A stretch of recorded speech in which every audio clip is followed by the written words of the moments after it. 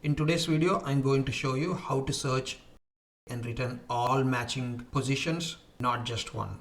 This video is built from a subscriber request who is asking, what if I need to find matching values in multiple array? For example, I search for ID 100, which is found on both array elements 10 and 12. How do we locate 10 and 12? What you'll learn in this video is why file search compare instruction in Rockwell Studio 5000 only gives us one match and what breaks it with duplicates. Then we will go through how do we fix it by using a example of an array of 100 integers, returning all the matching indexes just like asked by the subscriber, where the matching value is in both position 10 and 12 of the.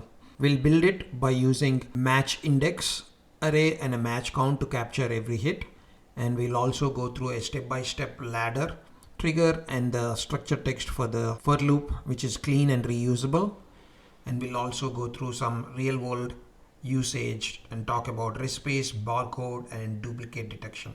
If you have ever known a value exists in multiple times in an array but your logic only shows one match, this fixes it permanently, and we're going to prove it live in the tag monitor. Before we touch any code, I want you to understand the concept. Once you get hold of this concept, then you could reuse the similar concept in any logics projects, whether it's for recipes or barcode or alarms or anything. So what I have here, if you look at my screen on the left side, I have Studio 5000, where we are trying to find a value of 100 in this search array position, which is this search array ID. As you can see, search array ID has two elements, element number 10 of the array and 12 of the array having 100, and I just put in 100 in this search 100. If you want to understand more about how file search compare works, you can watch my previous video. The link appears on the top. So when I go ahead and toggle this find 100, you could see the result of search 100 control here shows the found position is at 10, right? So we know we have two elements which have in the search array, we have it in both element 10 and 12, but the SFC stops at 10, right? So to make it go through and find duplicates, we create a couple of extra tags. What I did was created a new tag called match. The first tag is the search array ID. This is where all the search array, which has all the data that we need to search for. It could be product IDs or recipes or whatever we are searching for.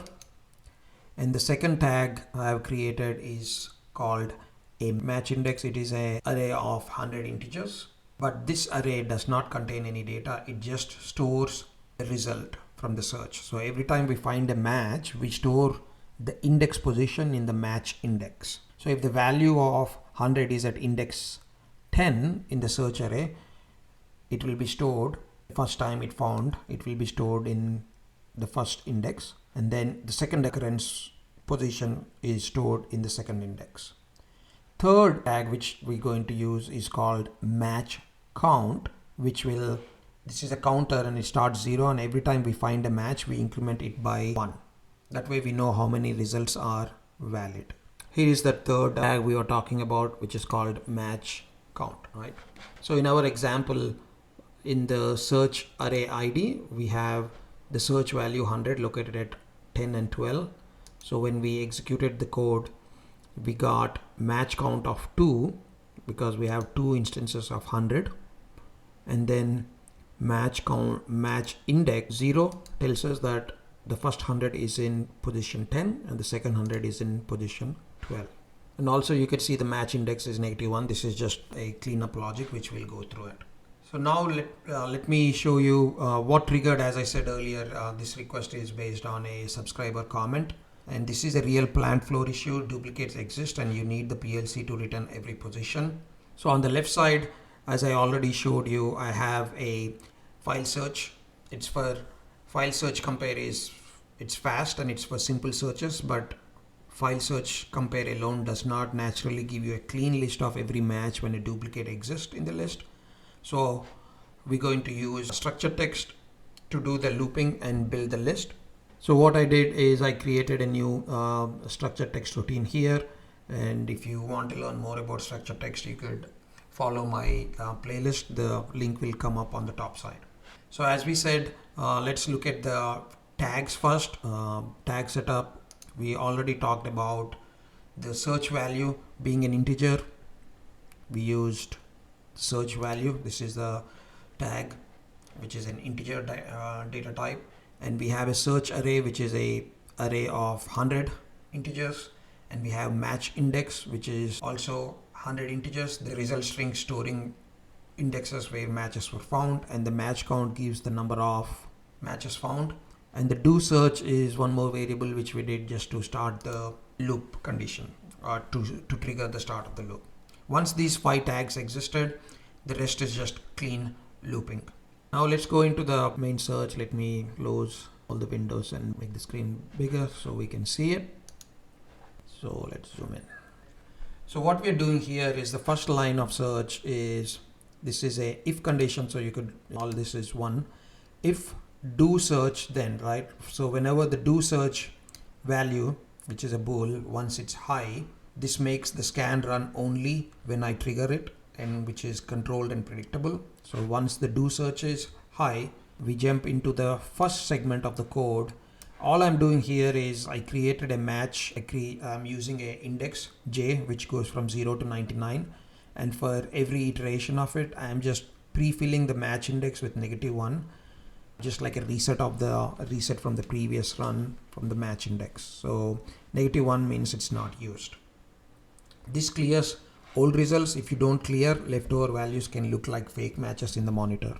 And then the second element is we are resetting the match count. Match count is the number of times we have found the element, so I'm just resetting it to 0 here. Fresh search and fresh count.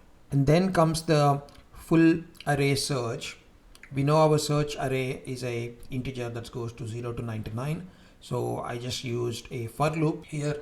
This scans from 0 to 99. When I equal to 0 to 99 do, so what this if condition is going to do is it's going to find a match, right? So we know in our search array we have 100.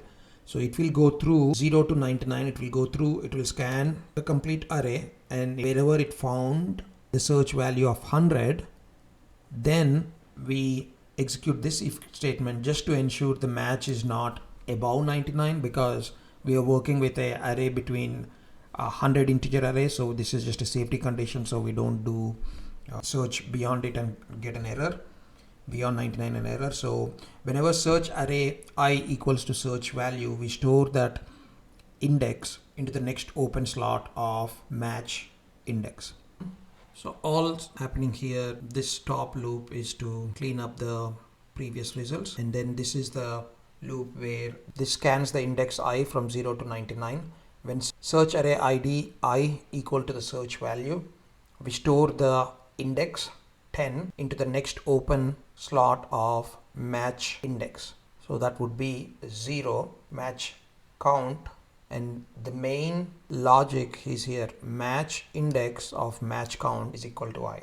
This turns your search into a results list, and then we increment the match count to continue the looping. And at the end, we do a reset trigger, which will reset the do search. So I will go ahead and let's change the array. Instead of having 100 here, let's say we want to find 80, and it is in 6th position and 12th position and 8th and 12th position. So we know 80 is in 6 and 10 and 12 and somewhere, right? They're all over the places here. So we have multiple values, a same value ID in here. So now when we go ahead and if we want to search 80, we need to make sure our search value is also 80. So I will go in, enter 80 here, and then do a search.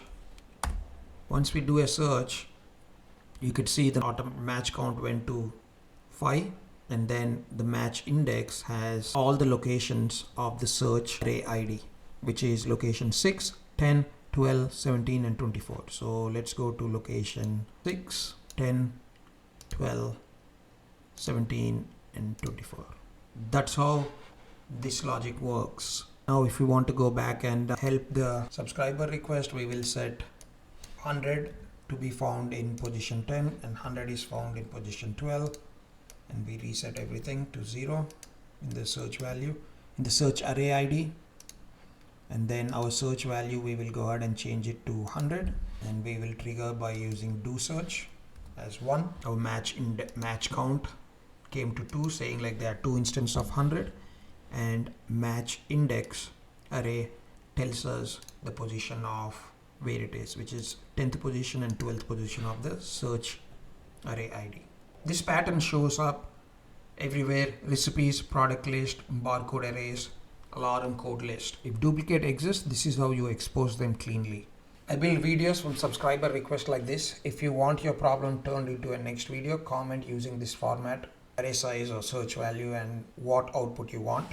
Next video is your call. Next upgrade is your call. You could throw a duplicate alarm when match count is greater than 1.